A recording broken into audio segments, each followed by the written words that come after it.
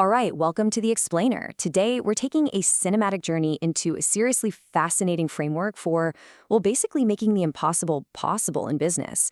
We're looking at the insights of Dr. Maurizio Bragagni. He's the CEO of the global cable maker Trados. We're going to dive into how he literally uses ancient wisdom to build a highly effective modern business strategy.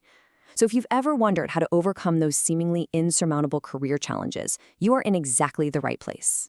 I want to hook you right off the bat with this incredibly empowering quote. No book of life has already been written. Everyone can write their own pages. And this isn't just some catchy motivational phrase. It's the actual lived reality of Dr. Bragagni. I mean, he arrived in the UK as a young man with zero business experience and absolutely no English, none.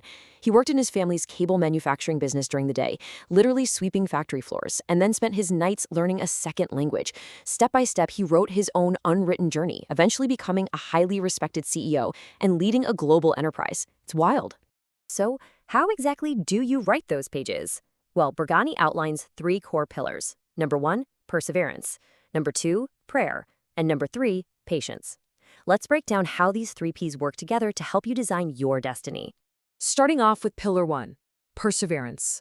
Achieving any major goal, whether that's closing a massive global contract or just trying to get your foot in the door of a brand new industry, it requires a huge amount of resilience against rejection.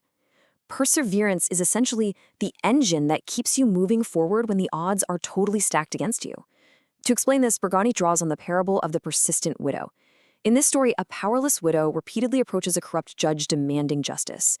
Now, if we look at the historical context here, a widow without a male advocate had virtually zero power or protection. She had every systemic disadvantage imaginable. But despite constant, repeated refusals from the judge, she simply refused to give up. And eventually, because of her sheer, unyielding persistence, the judge actually grants her justice. Bragagni uses this as a timeless business template. It proves that constant focus and resilience can absolutely triumph over seemingly impossible barriers. We do have to be a little careful here, though, because not all persistence is created equal. Good persistence, like the widow's, is a constant, strategic focus on a long-term goal. It's structural. But inappropriate persistence, think about calling a client 3 times a day for an order update. What happens? You just push them away. The reaction is the exact opposite of what you want, right? Good persistence has to be applied appropriately, step by step, fitting perfectly into the environment that surrounds your goal. Moving right along to pillar 2, prayer. Now, you might be wondering, what on earth does prayer have to do with corporate strategy? It's a fair question. Bragagni actually takes this deeply religious concept and masterfully translates it into a highly actionable, everyday business strategy. In a business context, to pray simply means making the ask. It is the ability to ask the right question, at the right time, to the right person.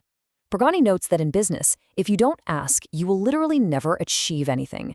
If you don't speak up and voice your goal, you'll end up like a group of travelers in a car where nobody wants to admit where they want to go. You'll just drive around all day and end up nowhere. So making the ask is absolutely crucial. To illustrate this, consider the story of the wedding at Cana. When the host runs out of wine, Jesus' mother asks him to intervene. Initially, Jesus gently refuses, saying it just isn't his time. But what does she do? She doesn't just accept the no. Actually, she evaluates the circumstances, she understands her relationship and her authority, and she goes ahead and orders the servants to prepare for a miracle anyway. She essentially forces the issue by setting the stage for the right ask. And the result? Water becomes wine.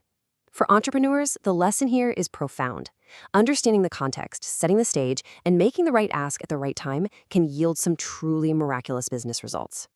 And that brings us to our final section, pillar 3, patience. You can't just be aggressive with your persistence and your asks all the time. Patience is the crucial counterweight here. Perfectly captured by this idea, time is not in our hands, it is a shared journey.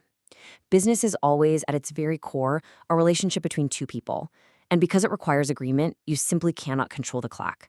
The time a decision takes is not always in your hands. Truly acknowledging this shared journey is the absolute essence of professional maturity. Practically speaking, patience means exercising self-control.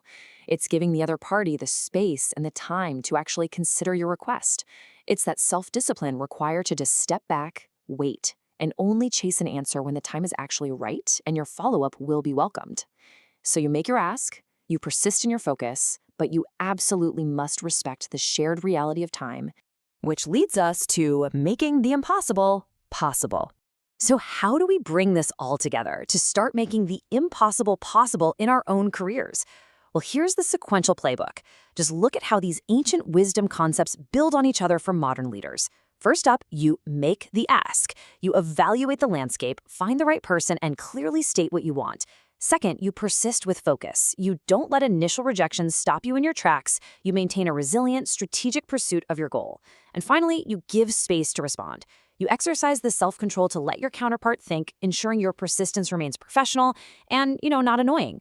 When you execute these 3 steps in perfect harmony, you build trust, you force action, and you achieve success.